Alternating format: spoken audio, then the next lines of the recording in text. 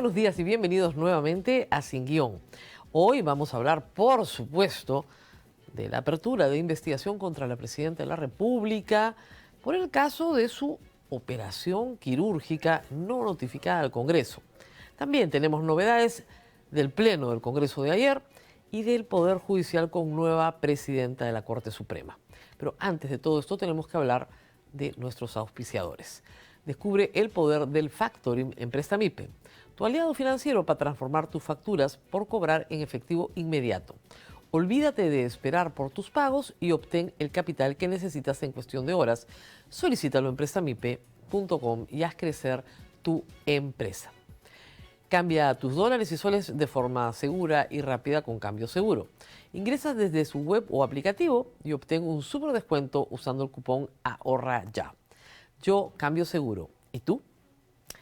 No se olviden de que pueden participar en este programa y que sus interacciones van a aparecer en la pantalla.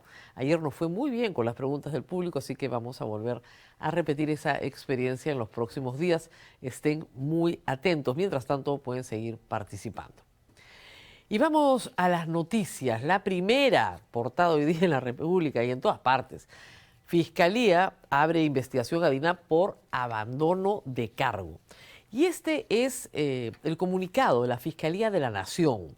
Ojo, hay que explicar esto. Esto sale no de cualquier fiscalía, sale de la Fiscalía de la Nación, de la oficina de la Fiscal de la Nación, que tiene el cargo más alto entre la estructura, ¿no es cierto?, del Ministerio Público. Ahora vamos a explicar por qué es ella la que tiene que sacar este comunicado. Pero pongamos el comunicado a toda pantalla.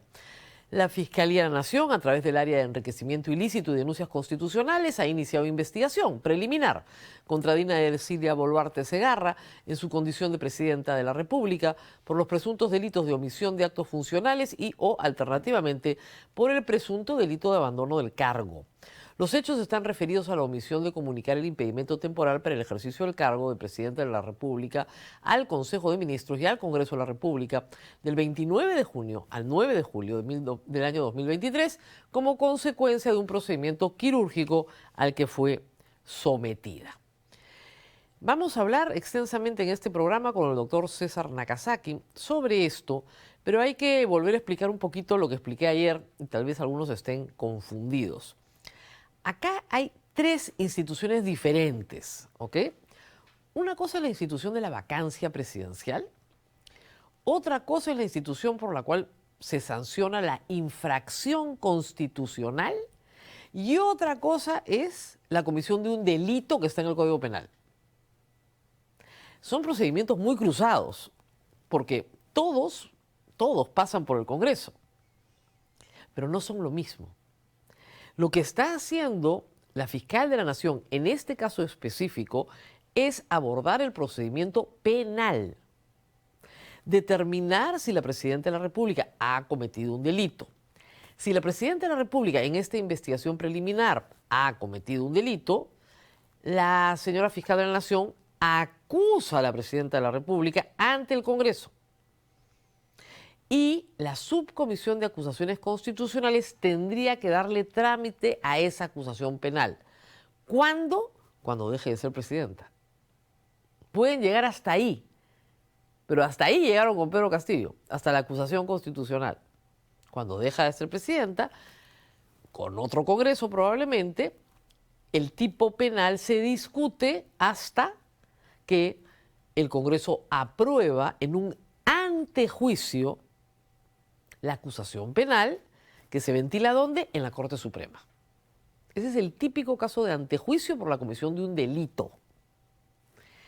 El proceso de acusación constitucional que ya se ha planteado y se ha vuelto a plantear es un proceso solo dentro del Congreso. El Congreso determina si se ha infringido o no se ha infringido la Constitución. Si comunicar a el Congreso de la operación de la presidenta, de acuerdo al artículo 114, inciso 1, era obligatorio o no, y por parte de quién, solo de la presidenta, solo del Consejo de Ministros, solo del presidente del Consejo de Ministros. Y esa solución puede terminar en una sanción que consiste, la máxima, en la inhabilitación hasta por 10 años en el ejercicio de función pública. Como ven, dos resultados diferentes. Uno es, le levantamos la protección, el fuero a la que fuera presidenta y la mandamos a que la juzguen a la Corte Suprema y le apliquen la sanción penal que corresponde. El otro es una inhabilitación administrativa, no puede ejercer función pública. Lo otro es la vacancia. La vacancia son 87 votos, punto. El día que el Congreso quiera, por lo que quiera. No es una interpretación que yo considero correcta, pero es la interpretación que ha otorgado el Tribunal Constitucional, este Tribunal Constitucional, para el caso de Pedro Castillo. Entonces ahí tienen toda la baraja de posibilidades y cómo esto juega de manera diferente. Ayer no fue pues un día feliz para Dina Boluarte, porque además de esta noticia se unió esta otra. Estas son dos acusaciones constitucionales justamente presentadas por la fiscal de la Nación por la comisión de delitos, no de infracción constitucional, sino de delitos. En el caso, las muertes, ahí estamos hablando de homicidio calificado, lesiones graves, y en el caso del Rolex Gate, ahí estamos hablando de enriquecimiento ilícito. ¿Ok? Son dos casos que la fiscal de la Nación ya denunció ante el Congreso. Ya están en el Congreso. Y el Congreso no decía nada. Hacía meses. ¿Qué han hecho ahora? Han admitido a trámite, es decir, la Comisión Permanente ha hecho muy bien. Las admitimos y la Subcomisión de Acusaciones Constitucionales tiene 15 días para emitir un pronunciamiento en estos dos casos. Es decir, se comienza a dar trámite, pero la Subcomisión de Acusaciones Constitucionales probablemente detenga ahí, porque la señora Dina Boluarte es presidenta de la República. Cuando deje de serlo, podrán continuar, porque la presidenta no puede ser acusada durante su mandato, de acuerdo al artículo 117 de la Constitución, salvo por 4 cosas. Ninguna de esas es enriquecimiento ilícito. ¿Por qué el delito de enriquecimiento ilícito lo investiga la fiscal de la Nación? Porque eso dice la Constitución.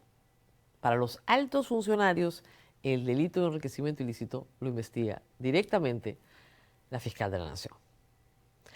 ¿Es el único caso que tiene la señora Boluarte, los dos de ayer y este nuevo? No, tiene los dinámicos del centro, tiene la investigación que está todavía en la Fiscalía sobre el uso del cofre, tiene la investigación por desactivar y perseguir a los miembros del EFICOP. No son pocas las que acumula, son bastantes. Hay que decirlo, un corto tiempo. Mañana el gobierno cumple 2 años en el poder. Y sobre el tema, acá tenemos declaraciones, por favor, lo que sigue, de César Acuña, gran aliado de la señora presidenta Dina Boluarte. César Acuña minimiza ausencia presidencial de Dina Boluarte. No pierdan tiempo en una vacancia. Como les acabo de explicar, no solamente es una vacancia lo que está de por medio. Lo que está de por medio es una acusación constitucional por delito y una acusación constitucional por infracción de la Constitución. ¿Ok? No solamente es la vacancia. Ninguna de las dos se puede tramitar completamente mientras Dina Boluarte sea presidenta. La vacancia sí. Pero es evidente que no hay los votos hoy. No hay los votos hoy, como dice la portada de la República, ¿no es cierto? La troika gobernante, es decir, los Cerrón, los Fujimori, los Acuña, no van a permitir que Dina se vaya tan pronto. Todavía la necesitan y todavía la van a proteger. ¿Qué más, por favor? Tenemos un recuerdo interesante, una señal interesante. Los congresistas de Fuerza Popular y de Perú Libre, Fujimori, Cerrón, no han firmado una censura contra el ministro Julio de Martini que se presentó ayer. La censura se ha presentado con 37 o 39 firmas, no hay problema, pero necesita 66. Están todavía un poco lejos, necesitan unos 27 votos para lograrla. Fuerza Popular y Perú Libre han dicho que lo van a pensar. Parece que eso abre un espacio de negociación con Dina Boluarte para otras cosas, presumo. Pero el asunto es que no la han firmado. Con Rómulo Mucho no había discusión. 80 congresistas apoyaban a la minería ilegal, tenían que bajarse a Mucho sin discusión. Y 84 congresistas aprobaron la prórroga del Reinfo sin discusión. Acá la cosa es más compleja. De Martini sí es un engreído de la señora presidenta. Y cumple 2 años en el cargo. Es el más longevo del gabinete. ¿Se lo van a bajar de verdad? ¿En serio? ¿O es solamente un pulseo para ver qué más pueden obtener del Ejecutivo? Y se nos pasaba una nota interesante. Las veces que los ministros negaron que Dina Boluarte se realizó una cirugía estética y se ausentó de sus funciones. Esto es bien curioso. Y yo creo que todas esas declaraciones se van a utilizar en el proceso. El vocero presidencial dijo que él no se iba a pronunciar sobre aspectos de la intimidad de la señora presidenta. Otros ministros han dicho que no estuvieron informados, ¿eh? Y probablemente sea cierto. La ministra Mañé Martes ha contado, y que lo recuerda perfectamente, dice, porque fue su cumpleaños, que tuvieron una sesión virtual y que les dijeron que la presidenta tenía faringitis y que por eso no podía hablar. Y que efectivamente asistió a una sesión virtual, eso sí lo saben todos. Pero ha habido varias veces en que se ha hecho la pregunta y no se ha querido responder. ¿Qué ha cambiado? Ha cambiado el reconocimiento público de un alto funcionario del Estado como es Alberto Otárola. La noticia se conoció en mayo de este año por el semanario Hildebrand en sus 13. La Encerrona publicó una serie de fotografías del encubrimiento que se quería hacer en Palacio, utilizando las redes sociales de Palacio para dar la idea de que la presidenta estaba en actividades cuyas fotos eran de días anteriores. Así que esto a nivel de periodismo se conoce hace bastante tiempo. Pero ¿qué ha cambiado de nuevo? El reconocimiento de Alberto Otárola. Y eso es lo que ha generado que se abra una investigación penal. Vamos a detenernos aquí un momento. Hay otras 2 notas que son importantes y después regresamos con el doctor César Nakazaki.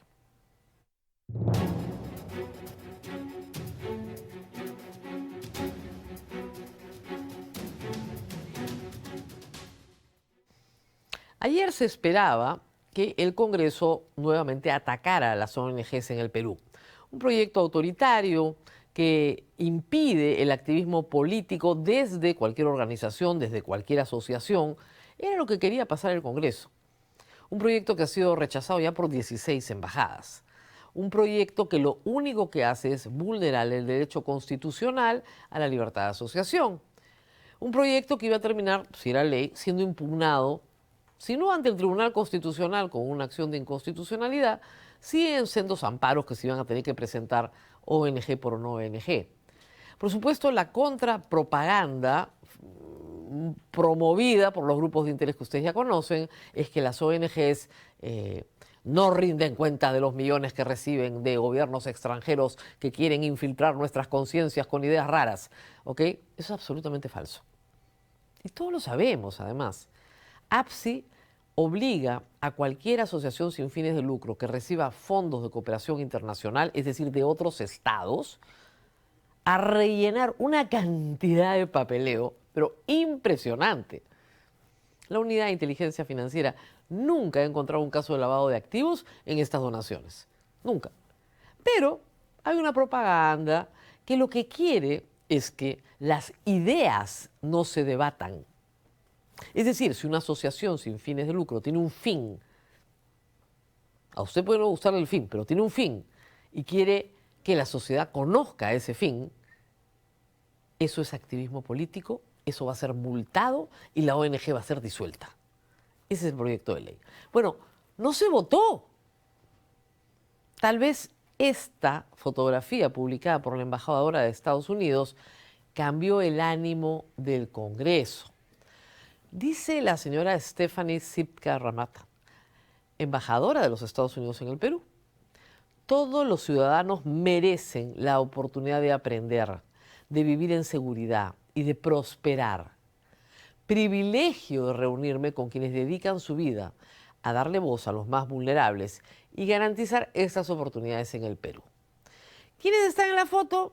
a ver, facilísimo, está Gloria Cano de la Coordinadora Nacional de Derechos Humanos, está Alberto, Rivera de IDL, está, bueno, en fin, varias personas que ustedes pueden reconocer muy fácilmente, todas de ONGs que defienden derechos humanos. Ahí está Sofía Maher también. Todas de ONGs que defienden derechos humanos, que son las ONGs que odia el Congreso porque defienden los derechos de ustedes, porque defienden los derechos a que la gente no sea asesinada en la calle, o porque defienden el derecho a la educación o el derecho a la salud. Es parte de la libertad de asociación y la libertad de pensamiento y la libertad de creación, derechos constitucionales que seguramente el Congreso también nos quiere quitar. Entonces la embajadora de Estados Unidos se tomó la molestia de tomarse una fotito con todos ellos y ponerla en sus redes sociales. Y decirle que es un privilegio estar reunidos con la gente que trabaja por el bien común. No les debe haber gustado nada en el Congreso eso de quedarse sin visa, ¿no? No van a poder ir a Disney. Yo creo que eso pesa. Y ayer no se votó el esperpento que quieren tratar de pasar desde mayo pasado. Un proyecto muy propio de Nicaragua, digamos, ¿ah? O de Venezuela, que es igualito. Igualito. ¿Se acuerdan cuando nos dijeron no podemos permitir que el Perú se convierta en Nicaragua o Venezuela? Ahí tienen. ¿Qué más? ¿Qué más tenemos? Una buena noticia. Yanet Tello Ilardi es la nueva presidenta del Poder Judicial para el periodo 2025-2026. Una noticia que ha llenado de furia, ya saben a quiénes, porque es caviar. Los caviares fantásticos, ¿no? A ver, la señora Yanet Tello de lo que tiene fama es de honrada. Y eso en el Poder Judicial te genera enemigos. De lo que tiene fama es de honrada y de competente. Y de haber tenido un compromiso, efectivamente, con la defensa de derechos fundamentales, sobre todo en el caso de las mujeres. Y de haber trabajado en la capacitación de jueces para que entiendan las vulnerabilidades con las que las mujeres se someten a muchísimos procedimientos en el Poder Judicial donde está en juego su vida, su salud y su libertad. Es una muy buena noticia porque ganó el proceso de elección con 10 votos en la primera vuelta, donde el voto de las 6 magistradas que integran la Corte Suprema, de 18, fue importante. En primera vuelta, sacó 10 votos, los otros 8 votos se dividieron entre los otros 2 candidatos y resultó elegida presidenta de la Corte Suprema. ¿Por qué es importante esta elección? Porque normalmente pasamos por alto estas elecciones. Porque en este momento la democracia peruana es tan débil, tan precaria, está tan sometida a la arbitrariedad del Congreso, a la arbitrariedad del Tribunal Constitucional que aprueba permanentemente leyes inconstitucionales, que la última defensa de la democracia está en el sistema de justicia. Sí, aunque no lo crean. Ese sistema de justicia que tiene corrupción, ese sistema de justicia que tiene incompetencia, que tiene dilación, ya, esa es la última línea de defensa. Y lo primero que ha dicho la señora Yanet Tello es que va a defender la autonomía del Poder Judicial y su calidad de par con el Congreso y con la Presidencia de la República. Así que buenas noticias. Vamos a la pausa y regresamos con el doctor Nakazaki.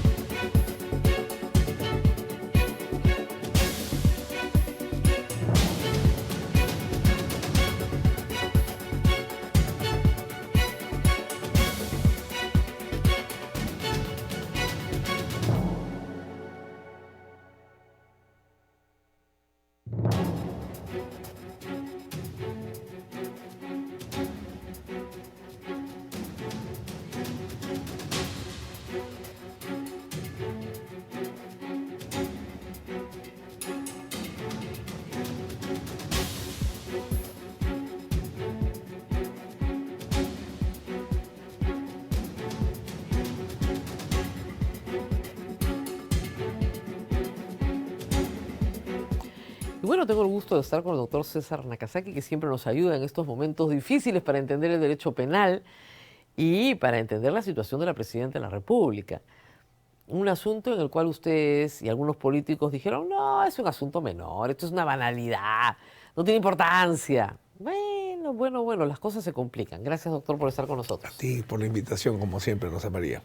A ver, abandono del cargo es el tipo penal. ¿Usted cree que realmente aplique? Yo no lo llevé por el lado penal cuando recién tuve conocimiento de esto, sino más bien por el lado constitucional, por la infracción de la Constitución. Pero ayer la Fiscalía de la Nación ha dicho no. Acá hay omisión de funciones en el caso de los ministros y abandono del cargo en el caso de ella también. Bueno, es una investigación preliminar, ¿no es cierto? Como bien estabas explicando, entonces hay una hipótesis sobre una sospecha inicial. ¿Qué lo va a dilucidar? La información que legalmente le pidan al pobre médico, porque lo están crucificando, le ponen la pistola. Yo, doctor, creo que, a ver, violar el secreto profesional es delito en el Perú. Totalmente. Y es además un derecho en la Constitución. O sea, que él no tiene que decir nada. Por eso que el presidente de la Comisión de Fiscalización salió a emplazarlo, usted tiene que venir, parece que le deben de ir la ley general. Y es la ley general de sociedad. Ah, no sabías que era. ¡Es médico! Ya, con eso ya me releva de mayor comentario. Claro, ¿no? Él no puede hacer eso. Absolutamente. O el paciente lo autoriza o el juez le exige, no hay otra manera. ¿El juez lo puede llegar a exigir? Solo el juez, sí. ¿Sí puede? Hay mandato judicial. Yo pensé que el juez tampoco podía. El juez sí puede. Mire Es usted. el paciente, el juez, la familia del paciente cuando el paciente no puede y por razones académicas, siempre y cuando se maneje adecuadamente la por razones información, ¿no? académicas, con permiso del paciente, por supuesto, todos los casos que se ponen en congresos, etcétera. Pero ¿no? de autoridad judicial dice mandato del juez, expresamente en la Ley General de Salud. ¿Qué es la que hay que checar? O sea, a ver, primero tenemos un acto médico en el cual nadie se puede meter. Correcto. ¿No es cierto? Ningún juez puede condenarte porque te han operado. Está en el ámbito del derecho a la intimidad, además. Además, yo decido cuándo me opero, con quién me opero, si mi médico y yo estamos de acuerdo, no hay ahí más duda. Correcto. Ni de qué me opero, tampoco. Tampoco. Todo eso es protegido por el ámbito del derecho a la intimidad. Exactamente. Por lo tanto, una investigación sobre la necesidad de la operación sería irrelevante. No tendría sentido. No tendría sentido. Solo si el tratamiento médico la incapacitó para ser presidenta. Ese sería el único supuesto a trabajar. Exactamente. No si es necesario o no arreglarse si lo he visto a Lucho Lamas diciendo que eso no es innecesario, que es algo fútil. No, ese tipo de cosas es para la crítica política y para que no voten por ella. Pero no tiene que ver con la responsabilidad legal. Eso es lo que queremos. Eso hay que dejarlo bien claro. Es decir, nos puede parecer a nosotros un acto frívolo decía. Un acto frívolo, un acto de vanidad, y probablemente esa es la razón por la que lo oculta. Pero eso también es irrelevante. Total. La única relevancia es para que no voten por ella. O sea, es una responsabilidad política. Ni siquiera no es ni constitucional ni penal. Así es. Ahí no hay nada. El derecho no tiene nada que hacer ahí. Eso es lo que yo decía. O sea, si quiere ponerse un tatuaje acá, ese es su problema. Nosotros no tenemos nada que decir al respecto. De acuerdo. Pero, lo que sí el juez tiene que investigar, si así lo desea, si así lo evalúa, es si la operación era discapacitante o no. Para poder analizar el abandono de cargo, tendría que ser eso. Es el único camino. Ajá. Es el único camino. Por eso la Fiscalía abrió investigación. Debe centrarse en armar una buena petición al juez para que lo convenzan al juez y el juez ya le exija al médico tratante, revela la información. Y también pueden aportarse peritos. Claro, si fuese necesario, ¿no? Claro, si fuese necesario. Peritos independientes que dicen, no, fíjese esta rinopastía con esto, ¿no? El posoperatorio, ¿qué ha significado? Claro, ¿cuánto demora? Es evidente que la señora, sin embargo, se ausenta 12 días físicamente de Palacio de Gobierno y cancela todas sus actividades de agenda. Pero ahí tú marcas bien un tema. La ausencia física tampoco implica abandono del cargo porque es ejerció o no ejerció. Y a su favor tiene, estado mirando ayer, el periodo de tiempo, tiene bastantes actos presidenciales en esos días. Claro, firma. Decretos de urgencia, leyes que se promulgaron y un par de reuniones, como ha dicho el propio premier, ¿no? Virtuales, pero ha firmado documentos. Hay actos presidenciales. Hay actos presidenciales. Por eso el abandono de cargo, como yo lo veo bien Yo complicado. no lo vi por ahí tampoco. Pero hay actos presidenciales. Ahora, ¿qué pasa? Esto viene a ser más crítico todavía. Si se prueba que firmó documentos estando bajo los efectos de drogas, El de que se corta la cabeza es Alberto ahí. Eso es lo que iba a decir. ¿Quién hace si quiso aparentar que ella ejercía el cargo y no lo ha ejercido? Renglón seguido, ¿quién lo ejerció? El premier. Y lo habría hecho de facto, porque la Constitución no lo autoriza. Usurpación de funciones, más lo que implica actos presidenciales falsos, ¿no? Claro, ahí sí sería usurpación de funciones. Es otro tema. Yo no digo que haya firmado por ella, pero de repente que le agarraron la manito para que firme. Bueno, como con Víctor Raúl y la famosa discusión de si firmó la Constitución del 79, exactamente. O sea, si la hicieron firmar... Ahí está mal. ¿No? Ella tiene que... La información médica tiene que llegar a la conclusión de que ella estaba con sus 4 sentidos o sus 5 sentidos y podía ejercer como lo ejerció para ponerlo la de una forma para que lo entienda el público, no podía dar la cara. Que esa es otra cosa, Tenía todas mis facultades, pero no me podía mirar. No me podía mirar porque era un monstruo, claro, ya. Claro. Sí, pues horrible, ¿no? No podía dar la cara, pero de acá estaba perfecta, firmaba, me llevaba... 0 abandono de cargo, 0 temas penales. Ya, ok. Entonces ahí desaparece la parte penal. Pero la parte constitucional prevalece, ¿no? Yo tengo ahí un problema. A ver. Desde la sentencia del famoso Tineo Cabrera, claro, ¿no es cierto? El TC dijo que las infracciones constitucionales tenían que ser tipificadas y había que establecer plazo de inhabilitación por cada una, porque no todas pueden ser 10 años. Claro. Y eso hasta la fecha no se ha hecho. Bueno, pero con Vizcarra lo han hecho. Por eso es que todo está con pie de barro, claro, o si prefieres con base de cristal. Algún día un TC, ojo, y no digan de ahí que un TC dirá, inconstitucional, se violó el principio de legalidad, chao, inhabilitación. Usted no se abogado de Vizcarra, ¿no? No. Porque es una opinión independiente, por si acaso. Totalmente. Claro, a Vizcarra lo... Más bien fui abogado de Pedro Pablo, no más bien en contra de él. Bueno, en el caso de Vizcarra... le ponen 10 años de inhabilitación por vacunarse. Un acto repudiable, por supuesto, pero que no está tipificado en la Constitución. Está herido porque la sentencia es muy clara. Principio de legalidad rige también para el juicio político, tipifiquen. Alguna vez con Pancho Yiguren discutía, porque él decía, no es necesario, César, porque está la Constitución. Entonces le decía, Pancho, una pregunta. ¿La infracción constitucional es dolosa o culposa? ¿Solo castigas al autor o castigas a los partícipes? ¿Todas tienen 10 años o podría haber 2 años de inhabilitación, 4 años? Por eso se necesita tipificar. Tiene que haber una ley de desarrollo constitucional. Pero no la hay. No la hay. Y en el caso, por ejemplo, de la Junta Nacional de Justicia, que fue lo más grave, ni siquiera la ley orgánica definía las faltas administrativas por las cuales tú podías... Eso es más grave.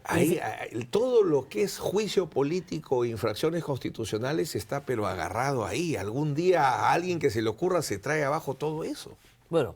Ya el caso Tineo, que fue muy famoso, hizo, por ejemplo, que fuera muy difícil que el Congreso pudiera perseguir a Ana García. Claro. Y se utilizó la sentencia en cada casa. Él lo trabajó muy bien, Alan García la utilizó muy bien. Ahí el problema está en que la sentencia fue solo exhortativa. Ahí le faltó fuerza a esa sentencia. Y hubiese podido pesar más, ¿no? Como por ejemplo el Tribunal Constitucional hace años determinó que era inconstitucional el artículo 100 de la Constitución, claro, del efecto vinculante de la resolución acusatoria de contenido penal. No, automáticamente el fiscal de la Nación denuncia, el juez abre el proceso. El TC dijo inconstitucional. Se demoraron también bastantes años en cambiar eso, ¿no? No hace mucho su tarea el Congreso desde varios parlamentos atrás frente al cumplimiento de las sentencias del TC. Claro, con lo cual, hoy por hoy, la posición de la señora Dina Boluarte, regresando a ella, digamos, es más defendible de lo que uno creería. Respecto a este tema, sí.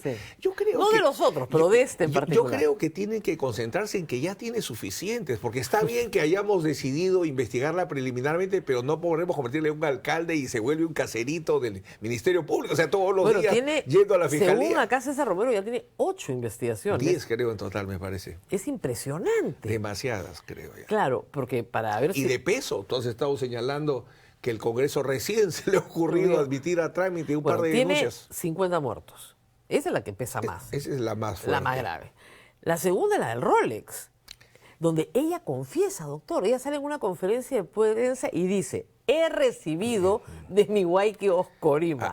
Ahí son dos temas, si era préstamo o en realidad fue un regalo importante. Pero da lo mismo, ella dice que lo recibe. y lo usa. Claro, pero ahí falta el tema de la contraprestación, ¿no? Que no sé si lo habrán averiguado, No, lo estarán investigando. La Fiscalía ha averiguado todos los desembolsos extraordinarios al gobierno regional de Ayacucho. Si hay los dos elementos, pero no lo informan. Han diluido, digamos, a nivel de información. Claro, bueno, tú estás muy bien informada, pero no informan con la misma fuerza, ¿no? Le dieron al es que por eso ya hay acusación constitucional, por eso ya la enviaron al Congreso.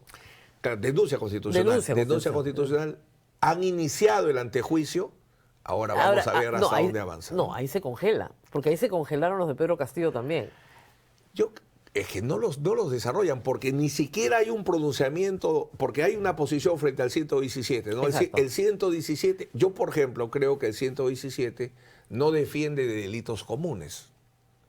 Y ahí esa famosa discusión si el presidente una violación sexual, es narcotraficante, ¿no? Yo lo que creo es se descubre, lo vacas y ahí mismo. Pero si no lo vacas. Bueno, es que eso tendría que ser completo. No, si lo vacas no hay problema, ya no es presidente, es lo que ha pasado con Pedro Castillo, lo vacaron en el acto y por flagrancia y pasó a juicio. ¿Ya? Pero había esa fuerza que no se ha repetido, ¿no? Esa fuerza que generó su proclama, no la genera otros casos incluso más complejos, ¿no? Claro, el del cofre es un caso muy raro también, pero en fin, ahí todavía está la cosa mucho más diluida porque sabemos parte de la historia, pero no sabemos toda la historia. El hermano, el sistema de encubrimiento, de protección. Ahí en el caso del hermano, ella lo puede encubrir y tiene excusa absolutoria, según el Código Penal. Si fuese solo que ella lo esconde, pero si hubo desactivación del equipo de policías, a eso voy, ¿no? Yo lo diría por ahí, claro, yo a mi hermano tengo que matar por mi hermano, ¿no? Claro. Y eso está legalmente permitido, exactamente, además. Poca gente lo sabe, pero el Código Penal establece una excusa. Se llama privilegio del parentesco. Exactamente. Yo a mi hermano me toca el timbre, yo lo meto a mi casa y nadie me puede acusar de haber encubierto. Nadie, absolutamente. ¿Ya? O sea, ella puede hablar con su hermano, nadie le va a acusar de nada, no pueden acusarla de nada. Ella tiene que proteger a su hermano, es su familia, y la familia está por encima del Estado, pues esa es la preponderancia de los bienes jurídicos. En nuestro Código Penal, chicos, no en todos, pero en el nuestro. ¿Okay? Bueno, un sistema donde primero es la persona, de ahí es la sociedad y de ahí es el Estado, ¿no? Por eso es que una Constitución y su artículo 1 es muy importante. Claro, pero en este caso en particular, la señora presidenta podría estar hablando con su hermano, no le va a pasar nada. Lo que complica la situación es el Consejo de Ministros en el caso de la operación. Y acá hay versiones contradictorias. Algunos ministros dicen, sí, fuimos a una sesión virtual y nos dijeron que la señora presidenta tenía faringitis. ¿No? Otra es el mismo Tarola que dice, yo me encargué que los ministros trabajen. El ministro de Salud es el que me da pena ahí porque es el que tendría obviamente que tener la mejor valoración de lo que sucedía, ¿no? Es el ministro de Salud. Pero responsable, el premier, ¿no? El premier es el testigo cualificado que dice el presidente ejerció o no el cargo, ¿no? No, y ya lo ha reconocido él. Sí, claro. Solo han levantado la parte de que se sometió a una intervención quirúrgica y no la otra parte que él dice y mantuvimos el trabajo. Claro, lo que pasa es que Alberto Tarola es un buen abogado. Entonces ha dicho, penalmente no hay nada, pero constitucionalmente, ya vean ustedes. Se ha pateado por los dos lados. Claro, ha pateado clarísimo. Ha dicho, no, penalmente no hay abandono del cargo, no hay omisión de funciones. Ni él incurriría en usurpación de funciones. Ni hubo usurpado nada. No. Pero ella no estuvo, A ella lo operaron. Bueno, no podía ocultar eso, estaba en un testimonio oficial, ¿no? ¿Qué cuesta? O sea, a ver, cualquier persona en este mundo es pasible de someterse a una intervención, o sea, todos.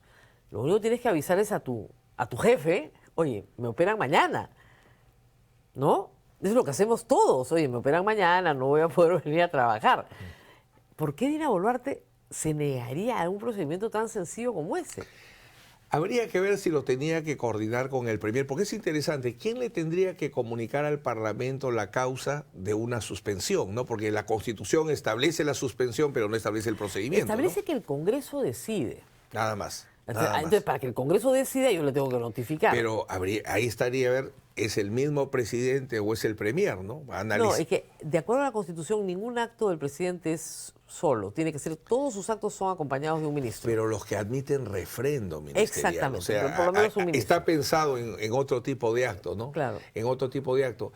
Pero también podría decirse de que ella solo tiene que informar lo que pudiese tener relevancia para evaluar si se debe suspender o no el cargo, ¿no? Así es. Claro, tú por transparencia podrías decir, informe todo. Claro. Pero bueno, eso sería una falla en el sistema en todo caso. ¿No? Una carta de ese señor, mañana me opero. Claro, pero, tome las providencias del caso. Pero habría que informarle en todo caso de intervención quirúrgica o sí. Bueno, pero digamos la Constitución lo que señala es que solamente hay obligación de comunicación respecto a lo que podría implicar una suspensión, ¿no? Claro, pues dice incapacidad temporal. Ese es el tema. Bueno, la incapacidad temporal, ¿no? Ya, pues, pero, doctor, usted lo han operado a mí también. O sea, uno cuando está anestesiado en esa mesa, o sea, está incapacitado temporalmente, no hay discusión. Sí, pero es un tema, claro, pensando en que si eso debe generar una sanción o no, tú sabes bien, en el derecho penal al menos todo tiene que ser proporcional, ¿no? Entonces, claro, si un par de horas eso justifica o no un tipo de sanción, yo creo que habría que esperar el informe que nos tendría que dar oficialmente el médico. Pero igual, ¿no? Aunque sea una hora de anestesia, pues es lo mismo. No es el número de minutos. Desde el punto de vista de la transparencia, yo estoy de acuerdo, más aún con una presidenta que no tiene vicepresidentes, ¿no? Debería tener una relación muy fluida con su con casi su vicepresidente, entre comillas, que sería el presidente del Congreso. Claro. Pero si no se cumple con ese deber de transparencia, eso implica infracción constitucional o delito, ahí es donde yo veo todavía que... Al final es hacer las cosas mal, ¿no? Bueno. Ese es el tema. O sea, si la señora quería operarse las arruguitas, bien por ella, ¿ya? Pero claro, le da vergüenza decirlo. Lo que pasa es que como tanto la crucifican también, claro, que pues no querrá... Pues, y ha terminado peor, porque todo el mundo se ha enterado de que se ha operado las arruguitas. Sí. Evidentemente, desde el punto de vista de la transparencia, era un deber. Imagino yo que es por la situación que ella vive, de tan poca legitimidad, que de repente eso la llevó a... No, ella pensó, de repente, me opero... Soto se queda presidente y ya no regreso. Bueno, eso. Claro, ya no me dejan volver. Estamos en una época pues muy peculiar. Muy ¿no? precaria, muy precaria. Sí. Doctor, muchísimas gracias por haber estado con nosotros. El caso penal dependerá entonces de lo que informe médico que se pida adecuadamente, ¿no? Si es que se pide por el juez. No hay otra forma. No hay otra forma. Muy bien, muchísimas gracias por haber estado con nosotros. Perdón, y si lo pide el juez, ¿sí hay obligación de decirlo? Sí. El secreto médico o el profesional lo levanta el paciente o el médico. Yo, evidentemente, pero usted y yo, que somos abogados, si un juez nos pide información de nuestro patrocinado, ¿se la tenemos que dar? En el caso de los médicos, está expresamente en la ley, ¿no? Ya, en el caso de los abogados, ¿no? No. Y en el caso de los periodistas tampoco. Y hay incluso periodistas que han ido hasta la cárcel por defender su secreto. ¿no? Así es. ¿No? Es solo para los médicos, no para nosotros. Esa es la parte más polémica de todos los secretos profesionales, la del periodista, ¿no? La del periodista. Pero en el abogado no está. Pero en el caso del médico, sí. La Ley General de Sociedades taxativamente establece la Ley General de Salud, excepción al secreto médico, mandato de autoridad judicial. Bueno. Muy bien, doctor. Gracias por haber estado con nosotros. Muy esclarecedor. Un detalle más que es importante en este caso. Nos tenemos que ir a esta cámara para despedirnos de ustedes con las menciones de nuestros auspiciadores. Descubre el poder del factoring en Presta MIPE, tu aliado financiero, para transformar tus facturas por cobrar en efectivo inmediato. Olvídate de esperar por tus pagos y obtén el capital que necesitas en cuestión de horas. Solicítamelo en prestamipe.com y haz crecer tu empresa. Cambia tus dólares y soles de forma segura y rápida con Cambio Seguro. Ingresa desde su web o aplicativo y obtén un súper descuento usando el cupón AHORRAYA. Yo, Cambio Seguro. ¿Y tú?